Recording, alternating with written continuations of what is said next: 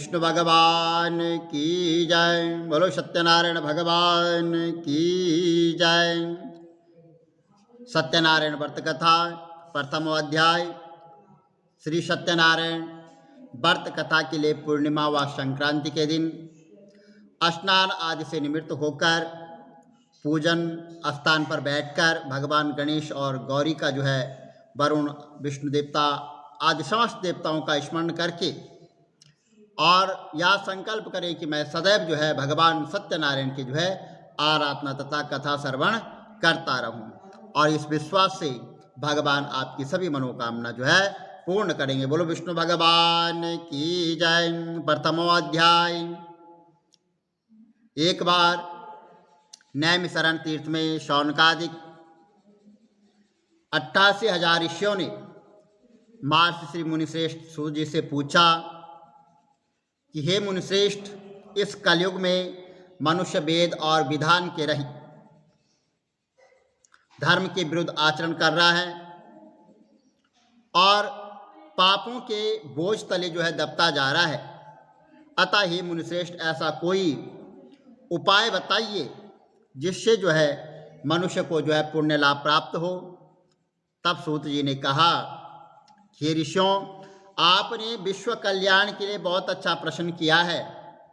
अब मैं उस मंगलकारी व्रत का वर्णन करूंगा जिसके संबंध में एक बार ब्रह्मर्षि नारद जी ने भगवान लक्ष्मी नारायण से पूछा था, और उन्होंने नारद जी से जो कथा कही थी आप उसे सुने। ब्रह्मर्षि नारद जी मानव कल्याण की इच्छा से विभिन्न लोकों का भ्रमण करते हुए पृथ्वी लोक में आ पहुँचे, और वहाँ अपने अपने कर्मों के अनुसार लोगों को दुखी देखकर वे बहुत व्यथित हुए, और उन्होंने मन में विचार किया कि इन प्राणियों का दुख का निवारण कैसे होगा। और जब वह कोई भी उपाय न सोच सके तो भगवान विष्णु के सामने उपस्थित हुए, और वहाँ नारद जी ने श्वेत वर्ण और 4 भुजाओं वाले शंख चक्र गदा और पद्म से सुसज्जित देवों के ईश भगवान विष्णु की स्तुति करते हुए कहा कि हे नारायण, आप सर्वशक्तिमान हैं, व सृष्टि के पालन करता है। आपका कोई आदि मध्य और अंत नहीं है। आप सृष्टि के कण कण में विद्यमान हैं और अपने भक्तों की मंगल कामनाएं पूरी करने वाले हैं। मैं आपको नमस्कार करता हूँ। नारद जी की इस प्रकार की स्तुति सुनकर विष्णु भगवान मुस्कुराते हुए बोले कि हे मुनिवर, निसंकोच होकर अपने आने का कारण बताइए। तब नारद जी ने कहा कि पृथ्वी लोक के प्राणी अपने अपने कर्मों के अनुसार विभिन्न योनि में रहते हुए दुखों से पीड़ित हैं। मुझ पर कृपा करते हुए कोई ऐसा उपाय बताइए जिससे उनका दुख नष्ट हो सके। तब भगवान विष्णु ने कहा कि हे नारद, अब मैं ऐसे व्रत का वर्णन करने जा रहा हूँ जिसके करने से विश्व के सभी स्त्री पुरुष पापों से मुक्ति मिलेगी उनको, और निर्धनता नष्ट होने से मनुष्य आनंद पूर्वक जीवन यापन करेगा। श्री सत्यनारायण भगवान के इस व्रत के करने से सभी मंगल कामनाएं पूरी होगी। नारद जी ने जब व्रत हेतु विधि विधान की जानकारी चाही तो भगवान श्री नारायण बोले कि मनसा वाचा और कर्मणा से शुद्ध होकर मनुष्य भक्ति भाव एवं श्रद्धा भाव से किसी भी दिन यह व्रत कर सकता है। नैवेद्य आदि भक्ति भाव से अर्पित कर ब्राह्मणों को भोजन कराए, दक्षिणा दे, और इस प्रकार सत्यनारायण की आराधना करने से सभी कष्टों से मुक्ति पाकर वह धन संपन्न से सुखी होकर आनंद पूर्वक जीवन व्यतीत करता है। बोलो विष्णु भगवान की जय। सत्यनारायण भगवान की जय। प्रथमो अध्याय संपूर्ण। द्वितीयाध्याय। श्री सूत जी बोले, हे ऋषि मुनियों, अब मैं आप सब को उस निर्धन ब्राह्मण की कथा सुना रहा हूँ जिसने सत्यनारायण भगवान का सबसे पहले व्रत किया। प्राचीन समय में वह निर्धन ब्राह्मण काशी में रहता था। भिक्षा मांगकर वह अपना जीवन यापन कर रहा था। ब्राह्मण की दुर्दशा देखकर ब्राह्मणों से प्रेम करने वाले श्री सत्यनारायण भगवान ने एक दिन बूढ़े व्यक्ति का रूप प्रवृत्त कर उसके पास जाकर आदर से पूछा कि हे ब्राह्मण देवता, तुम इस तरह जो है घर घर भिक्षा मांगकर अब अनेक कष्टों को सहन करते हुए कैसे जो है जीवन यापन कर रहे हो। तो दरिद्र ब्राह्मण ने कहा कि हे मित्र, मेरा आय का कोई साधन न होने के कारण मैं भिक्षा मांगकर अपना जीवन यापन कर रहा हूं। और निर्धन ब्राह्मण की बात सुनकर बूढ़े व्यक्ति ने कहा, जो भगवान सत्यनारायण थे, कि हे मित्र, सत्यनारायण भगवान का व्रत करने से सभी कष्टों का निवारण हो जाएगा। श्री सत्यनारायण भगवान की पूजा आराधना करने से तुम्हारी सभी मनोकामनाएं पूर्ण होगी और तुम्हारे घर में जो है धन संपत्ति की वर्षा होगी। ब्राह्मण को व्रत करने की विधि बताकर जो है भगवान सत्यनारायण अंतर्ध्यान हो गए और निर्धन ब्राह्मण ने बूढ़े व्यक्ति द्वारा जो बताया गया उस व्रत को करने का निश्चय कर दिया। और उस रात उसे नींद भी नहीं आई। वह प्रातःकाल उठकर भगवान का स्मरण करता हुआ और प्रातःकाल उठकर भगवान के व्रत करने का निश्चय किया और निर्धन ब्राह्मण जो है भिक्षा मांगने के लिए निकल पड़ा। उस दिन ब्राह्मण को भिक्षा में बहुत धन मिला और घर लौटकर उसने अपने आसपास के लोगों के साथ मिलकर जो है भगवान श्री सत्यनारायण भगवान की पूजा की, कथा की और कथा सुनने के बाद सभी को प्रसाद देकर स्वयं भी प्रसाद ग्रहण किया। और कुछ ही दिनों में ब्राह्मण की निर्धनता दूर हो गई, उसके घर में धन धान्य की वर्षा होने लगी। हे मुनिश्रेष्ठ, अब मैं आपको उन लोगों की भी कथा सुनाता हूँ जिन्होंने उस ब्राह्मण से श्री सत्यनारायण भगवान की व्रत कथा सुनकर और यह व्रत किया और उनके कष्ट दूर हुए। धन संपत्ति से संपन्न उस ब्राह्मण ने हर माह जो है नियमित रूप से भगवान का व्रत शुरू कर दिया। अगले माह श्री सत्यनारायण भगवान का व्रत किया तो उस व्रत में बहुत से बंधु जो एकत्रित हुए, सम्मिलित हुए। उसी समय एक बूढ़ा लकड़हारा वहाँ से जा रहा था। उसे बड़ी तीव्र प्यास लग रही थी और अतः जल पीने की इच्छा से बूढ़े लकड़हारे ने लकड़ियां नीचे रखकर जमीन पर रखकर जो है घर के आंगन में पहुंचकर उस ब्राह्मण से पूछा कि हे ब्राह्मण देवता, आप यहाँ किसका पूजन कर रहे हैं? इस व्रत करने से क्या लाभ होता है? कृपा करके मुझे बताइए। तब बूढ़े लकड़हारे की बात सुनकर उस ब्राह्मण ने कहा कि मैं अपने बंधुओं और परिचितों के साथ श्री सत्यनारायण भगवान की पूजा अर्चना कर रहा हूँ। इस व्रत को करने से श्री सत्यनारायण भगवान की अनुकंपा से निर्धनता नष्ट होती है और संसार के दुखों से मुक्ति मिलती है। ब्राह्मण से इस व्रत का वर्णन सुनकर बूढ़ा लकड़हारा बहुत प्रसन्न हुआ और मन में भगवान सत्यनारायण का व्रत करने का निश्चय करने लग गया। चलते हुए लकड़हारे ने मन में सोचा कि आज लकड़ियां बेचने से जो धन प्राप्त होगा उससे जो है तो मैं भगवान सत्यनारायण का व्रत करूंगा। और वो ऐसे धनवान नगर में गया जहाँ जो है बड़े धनवान लोग रहते थे। उसने लकड़ियाँ बेची और उनको उस ब्राह्मण को उस दिन जो है उन लकड़ियों के दाम पहले दिनों से अधिक मिले और उस धन से जो है श्री सत्यनारायण भगवान की पूजा सामग्री लेकर वह घर आया।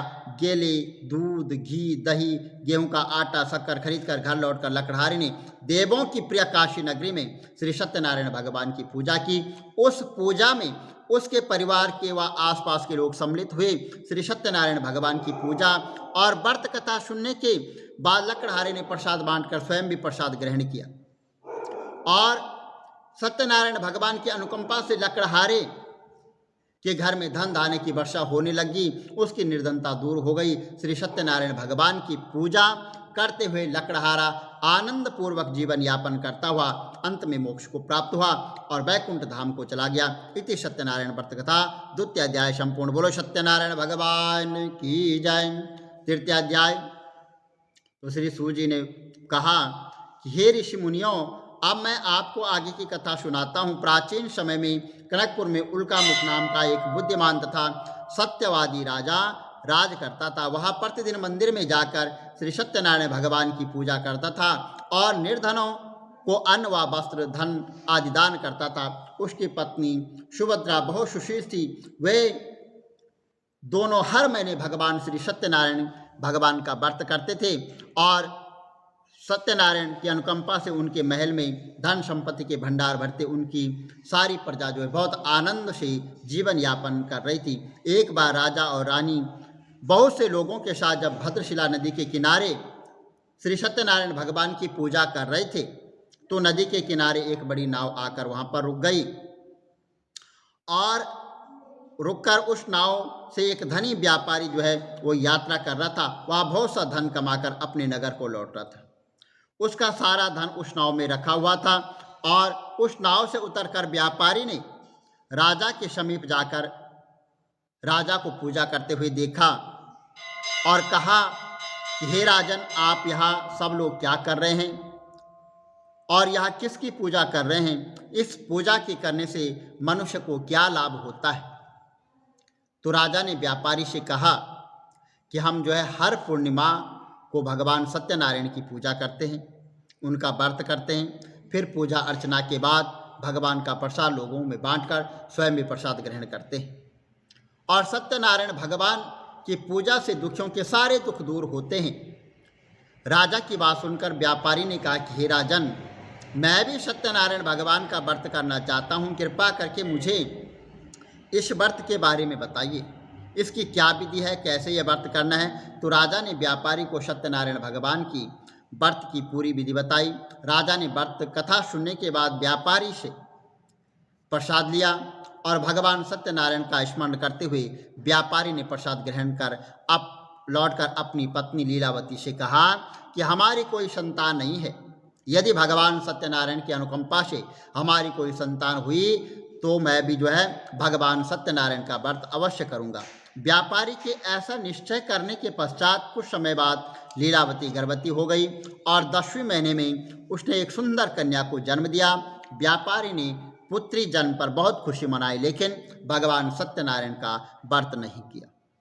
जब उसकी पत्नी लीलावती ने अपने पति से व्रत करने के लिए कहा तो वह बोला, अभी क्या जल्दी है, इसका विवाह होगा तो मैं अवश्य ही जो है सत्यनारायण भगवान का व्रत करूंगा। अपने पति के वचन सुनकर लीलावती चुप हो गई। व्यापारी की कन्या कलावती शुक्ल पक्ष के चंद्रमा की तरह बढ़ने लग गई। एक दिन व्यापार में बहुत सा धन कमाकर घर लौटे व्यापारी ने अपनी बेटी को सहेलियों के साथ उपवन में घूमते हुए देखा तो उसके विवाह की उसको चिंता होने लग गई। व्यापारी ने कलावती के लिए योग्य वर ढूंढने के लिए अपने सेवकों को दूर दूर के नगरों में भेजा और व्यापारी के सेवक कंचनपुर नगर में पहुंचे। उस नगर में उन्होंने एक वाणिक पुत्र को देखा और वाणिक पुत्र अत्यंत सुंदर और गुणवान था। सेवकों ने वापस लौटकर उस वाणिक पुत्र के बारे में बताया। व्यापारी ने उस सुंदर लड़के को देखकर बहुत प्रसन्न हुआ और कलावती का विवाह बहुत धूमधाम के साथ उसके साथ कर दिया। दहेज में उसने वाणिक पुत्र को बहुत सा धन आदि दिया। कलावती का विवाह भी हो गया, लेकिन व्यापारी ने भगवान सत्यनारायण का व्रत नहीं किया। लीलावती ने अपने पति से कहा कि हे नाथ, आपने कलावती के विवाह पर श्री सत्यनारायण भगवान का व्रत करने का जो निश्चय किया था, अब आपको व्रत कर लेना चाहिए। पत्नी की बात सुनकर व्यापारी ने कहा कि अभी तो मैं अपने दामाद के साथ व्यापार के लिए जा रहा हूँ, व्यापार से लौटने पर श्री सत्यनारायण भगवान का व्रत पूजा मैं अवश्य करूँगा। यह कहकर व्यापारी ने कई नावों में सामान भरा और अपने दामाद तथा सेवकों के साथ व्यापार के लिए जो है निकल पड़ा। उस व्यापारी द्वारा बार बार जो है व्रत करने का निश्चय करने पर और फिर व्रत न करने से भगवान सत्यनारायण जो है उस पर क्रोधित हो गए और उन्होंने व्यापारी को दंड देने का निश्चय किया। व्यापारी अपने दामाद के साथ रत्नसारपुर में पहुंचकर व्यापार करने लग गया। एक दिन कुछ चोर महल में चोरी करके भागे जा रहे थे तो सैनिक उनका पीछा कर रहे थे। भागते हुए चोरों ने सैनिकों से बचने के लिए चोरी का धन अवसर पाकर व्यापारी की नाव में छुपा दिया। चोरों का पीछा करते हुए सैनिक व्यापारी के पास पहुंचे। उन्होंने व्यापारी की नाव की तलाशी ली और राजा का जो धन चोरी हो गया था वह जो है व्यापारी के उन नावों के पास जो है मिल गया और उन्होंने जो है व्यापारी और उसके दामाद को बंदी बनाकर राजा के पास ले आए। राजा ने उन दोनों को बंदी गृह में डाल दिया और उनका सारा धन ले लिया। भगवान सत्यनारायण की कृपा जो है उन पे जो है प्रकोप हो गया और उधर से उधर जो है लीलावती भी, और वो मुसीबतों पर उस पर भी मुसीबतों का पहाड़ टूट पड़ा। उसके घर में चोरी हो गई, चोर सारा धन चुरा कर ले गए और घर में खाने के लिए कोई अन्न नहीं बचा, और भूख प्यास से व्याकुल होकर व्यापारी की बेटी कलावती एक ब्राह्मण के घर में गई। उसने उस ब्राह्मण के घर में भगवान सत्यनारायण की व्रत कथा हो रही थी।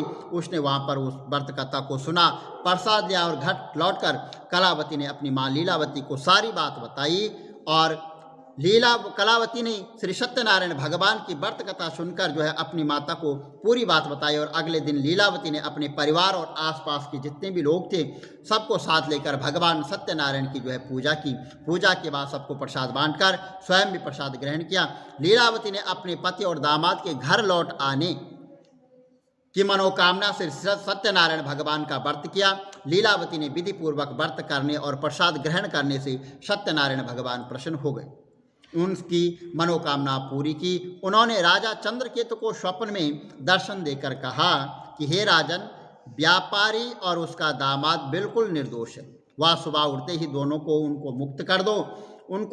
उनका जो धन आपने लिया है वो सारा धन वापस लौटा दो। यदि तुमने ऐसा नहीं किया तो मैं तुम्हारा सारा वैभव जो है नष्ट कर दूंगा। इतना कहकर जो है भगवान सत्यनारायण अंतर्ध्यान हो गए। प्रातः होते ही राजा चंद्रकेतु ने अपने मंत्री और राज ज्योतिषों को रात के स्वप्न की बात बताई, तो सब ने व्यापारी और उसके दामाद को छोड़ देने के लिए कहा। तो राजा चंद्रकेतु ने तुरंत उस व्यापारी और उसके दामाद को छोड़ दिया और उनका सारा धन भी जो है वापस कर दिया। इस प्रकार जो है सत्यनारायण भगवान की अनुकंपा से व्यापारी और उसका दामाद दोनों खुशी खुशी अपने नगर की ओर चल दिए। इति सत्यनारायण व्रत कथा तृतीय अध्याय संपूर्ण। बोलो सत्यनारायण भगवान की जय। चतुर्थ अध्याय। श्री सूत जी बोले कि उस व्यापारी ने अपने दामाद के साथ जो है शुभ मुहूर्त में नाव द्वारा जो है रत्नसारपुर से प्रस्थान किया, और लंबी यात्रा करने के बाद व्यापारी ने एक नगर के किनारे नाव को रोककर भोजन किया और फिर दोनों विश्राम करने लग गए। तभी भगवान सत्यनारायण जो है साधु का रूप बनाकर व्यापारी के पास पहुंचे और पूछा कि हे वाणिक, तेरी नाव में क्या है, इसमें क्या लद के ला रहा है। तो व्यापारी ने सोचा कि दंडी साधु कुछ जो है अवश्य मांगने की कृपा से मांगने के लिए जो है मेरे पास आ रहे हैं। तो उसने जो है झूठ बोल दिया कि मेरी नाव में तो जो है बेल और पत्ते भरे हुए हैं। तो व्यापारी के झूठे वचन सुनकर जो है भगवान सत्यनारायण क्रोधित हो गए। उन्होंने वैश्य को कहा कि जो तुमने कहा वही सत्य होगा। इतना कहकर भगवान सत्यनारायण जो है कुछ दूर जाकर जो है अंतर्ध्यान हो गए। व्यापारी दंडी साधु को यानी भगवान सत्यनारायण को वहां से खाली हाथ लौटाकर बहुत प्रसन्न हुआ।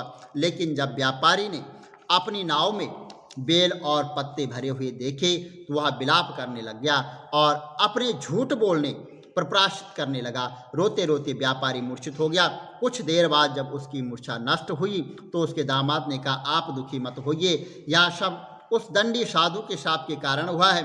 अब वही दंडी हमें इस विपत्ति से छुटकारा दिला सकते हैं। दामाद के वचन सुनकर जो है व्यापारी दंडी साधु की तलाश में इधर उधर निकल पड़ा, और कुछ देर इधर उधर ढूंढने पर भगवान सत्यनारायण जो एक वृक्ष के नीचे दंडी साधु सत्यनारायण भगवान मिल गए। व्यापारी ने दंडी साधु के चरणों में गिरकर क्षमा मांगी और दंडी स्वरूप भगवान सत्यनारायण बोले कि हे वाणिक पुत्र, तेरे झूठ बोलने के कारण ही मैंने तुझको दंड दिया है। तूने बार बार जो है मेरी पूजा करने के लिए कहा लेकिन कभी पूजा नहीं की। व्यापारी ने हाथ जोड़कर कहा कि हे भगवान, आप तो दीन दुखियों के कष्ट दूर करने वाले हैं, मेरी इस गलती को भी क्षमा करें। आपके रूप को तो ब्रह्मा भी नहीं जान पाते हैं, फिर भला मैं अज्ञानी आपकी लीला को कैसे समझ पाता। अब मैं जीवन में कभी झूठ नहीं बोलूँगा, सदैव श्री सत्यनारायण भगवान का व्रत और पूजा किया करूँगा। आप मुझ पर अनुकंपा कृपा करें। व्यापारी की क्षमा याचना सुनकर जो है दंडी साधु ने भगवान सत्यनारायण ने उसे क्षमा कर दिया, और उसी समय व्यापारी की नाव में भरे हुए बेल और पत्ते धन धान्य में जो है परिवर्तन हो गए। व्यापारी ने अपने सेवकों के साथ अगले दिन सत्यनारायण भगवान का व्रत करके उनकी पूजा की, सबको प्रसाद वितरण करके स्वयं भी प्रसाद ग्रहण करके व्यापारी अपने नगर की ओर चल पड़ा। अपने नगर में पहुंचकर व्यापारी ने एक सेवक को अपने घर में भेजा। सेवक ने लीलावती को सूचित किया। उस समय लीलावती और कलावती दोनों भगवान सत्यनारायण की जो है पूजा कर रही थी। पति और दामाद के लौट आने का समाचार सुनकर लीलावती ने पूजा पूरी करके प्रसाद ग्रहण करने के बाद कलावती से कहा कि बेटी, मैं नदी के किनारे जा रही हूँ, तू भी जो है प्रसाद ग्रहण करके शीघ्र आ जा। यहाँ कहकर लीलावती नदी की ओर चल पड़ी, परंतु कलावती पति से मिलने की खुशी में प्रसाद ग्रहण किए बिना ही घर से निकल पड़ी। भगवान सत्यनारायण क्रोधित हो गए। उन्होंने व्यापारी की नाव को नदी में डुबो दिया। अपने पति को वहां न देखकर कलावती ने रोना शुरू कर दिया। जब व्यापारी ने कहा कि हे पुत्री, अवश्य तुझसे कोई भूल हुई होगी, इसलिए सत्यनारायण भगवान ने तुझे दंड दिया है। तब व्यापारी ने सत्यनारायण भगवान से प्रार्थना की कि हे भगवान, मेरे परिवार के किसी भी सदस्य से कोई भूल हुई हो तो आप उसे क्षमा कर दीजिए। तभी जो है आकाशवाणी हुई कि हे वाणी पुत्र, तेरी कन्या मेरा प्रसाद छोड़कर आई है, और यदि अब वह घर पहुंचकर तेरी कन्या प्रसाद ग्रहण करके वापस लौट आए तो उसे जो है उसे पति के दर्शन जरूर होंगे। कलावती ने वैसा ही किया और घर जाकर प्रसाद ग्रहण करके वापस लौट आने पर जो है नाव जल के ऊपर आ गई। दामाद भी सुरक्षित नदी से निकल आया।